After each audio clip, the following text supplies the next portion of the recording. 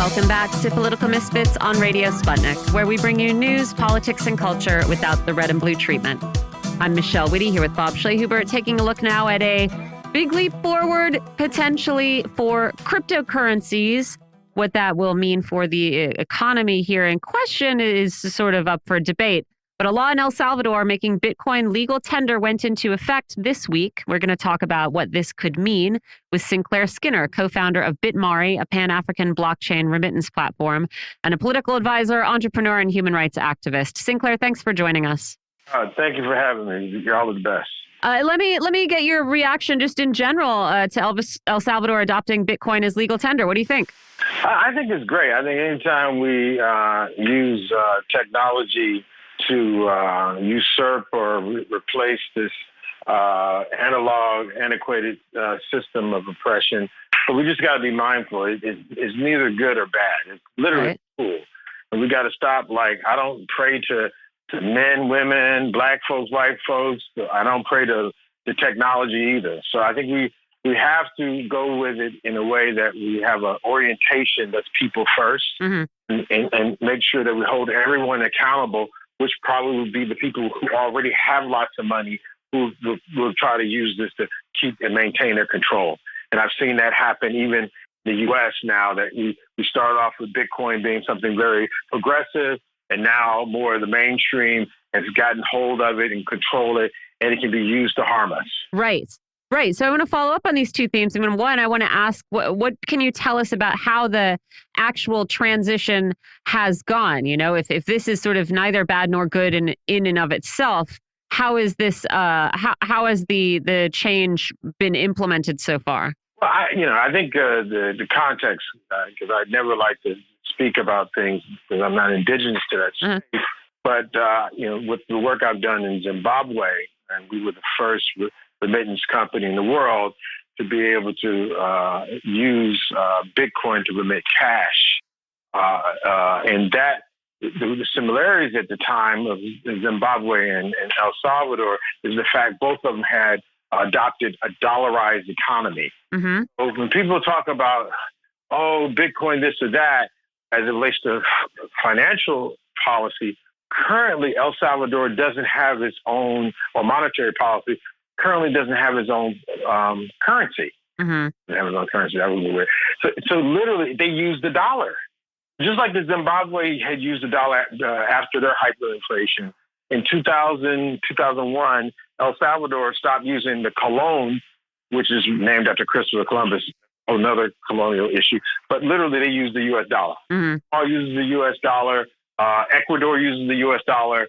And in many ways, their economies are being manipulated and controlled as far as the monetary policy by the U.S. government, the U.S. Federal Reserve. So for them to have an alternative to that U.S. Federal Reserve as a sovereign country, I think it's fair. Now, does that mean should they have their own currency? I think that's for them to decide. But the fact that they now have a digital international currency that's driven by technology, not the U.S. whims, I think it's probably an advantage. Now, the implementation of that and the fact that the fluctuation of the value of the Bitcoin, one of the things you have to do to try to minimize the negative impact of that is that if you're using it for transactions, for remittances, you don't leave the funds in Bitcoin. You just use Bitcoin to transfer the value. Right. To get to the other side, you just put it back into USD.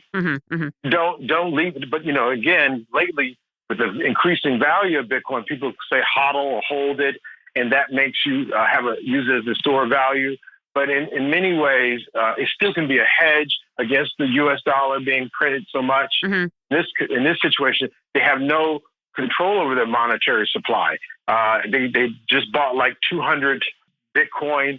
I've seen that reported, meaning the El Salvadoran government had bought 200 for its the domestic use. Again, I think most of these changes have to happen with problems. That's how it is. Change looks like. Most people they say they want change, but they don't want to go on a diet. They don't want to start exercising, but they want change. Well, you start exercising, you get some pain. You stop eating, you might get a headache. If you implement a policy that's very different using technology, there will be downsides to it. Yeah, and there have, of course, been protests over the new law, and you have had people saying, this isn't done with the poor or working people in mind. This is for big investors who want to speculate. But of course, part of the justification for making this change was to make financial services more accessible to people who don't have them, with reportedly 70% of Salvadorans lacking access to traditional financial services. And I'm guessing this is part of what you would have seen in Zimbabwe as well. And so I wanted to ask, how does Bitcoin achieve that, bringing access to what are called traditional financial services? I'm thinking bank accounts, loans, bill payment mechanisms. What does it mean to provide access to these kinds of services through something like Bitcoin?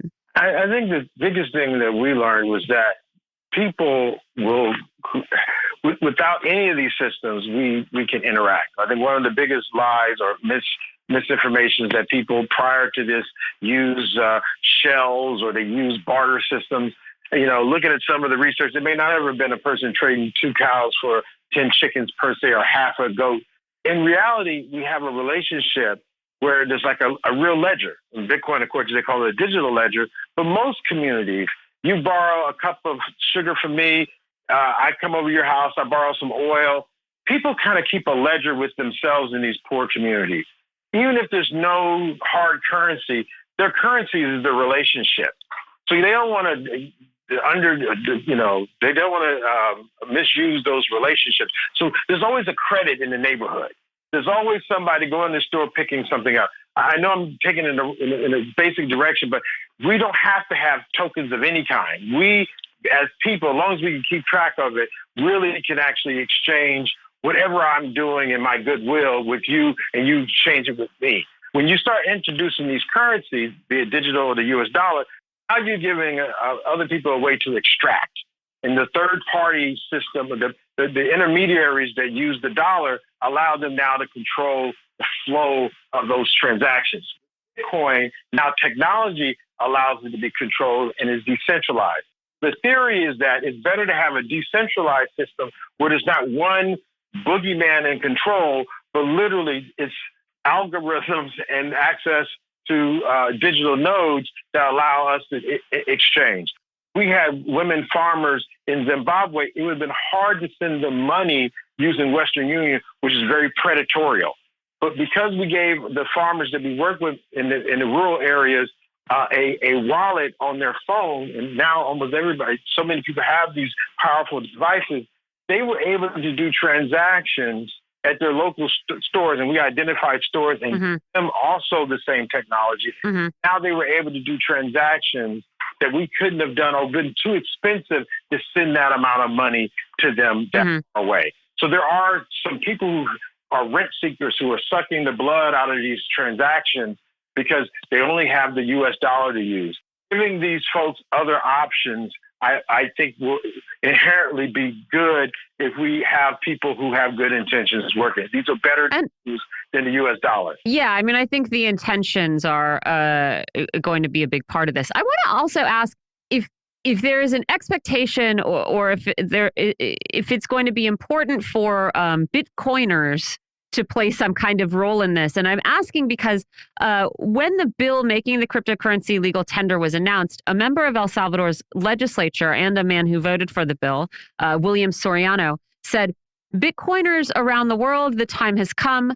We are ready. We did our part. Now the ball is on your side." And I don't actually know. I don't know what he means. I wonder if you can tell me, what is he hoping Bitcoiners will do with that ball? Is he saying, like, come as tourists and spend Bitcoin here? Or I don't understand. Well, this is what this is what I hope it means. And this is one of the problems we had in Africa, in Zimbabwe, was very ahead of their time, as well as other places, is that, this technology, oftentimes you can do what they call a sandbox. You can say, look, we're going to have this many transactions, of course, this limited amount of time, not to exceed this value, so that we can develop the technology so that it can be useful. So we also can monitor and keep an eye on it so no one gets hurt. They've created a situation where now people who are using this technology, developing the technology, can go without people trying to stop them in a regulatory way. Let me say another way. Literally, there was a time on Facebook I couldn't even say cryptocurrency. they had literally blocked the use of the word, like full censorship. You can't use the word. There are banks in America right now who say, and this has been changing because the big banks have now gotten on board. Now they're trying to control it. But there was a time where you literally had a startup that you were trying to come up with solutions using this technology called blockchain. If they saw when you tried to open a bank account and they saw you had the word bit or coin or something in your name, they wouldn't even let you open up a bank account. They did not want this new system. They've invested in ATMs and all this brick and mortar. They don't want a technology that's going to usurp that. What we didn't realize is that if they can't beat you, what they will do is join you. And what we're seeing now, there's people who are big players who are literally now trying to take this technology and say, hey, these little tech guys, these tech people, excuse the gender piece on that, these tech people don't know what they're doing. Let the big banks handle the technology.